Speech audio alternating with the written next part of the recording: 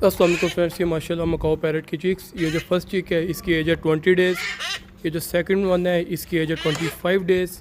And ये जो third चिक है इसकी एज है 31 डेज़। और इनकी जो वर्थ है, वैल्यू है, वो है पर चिक 170 के इन PKR।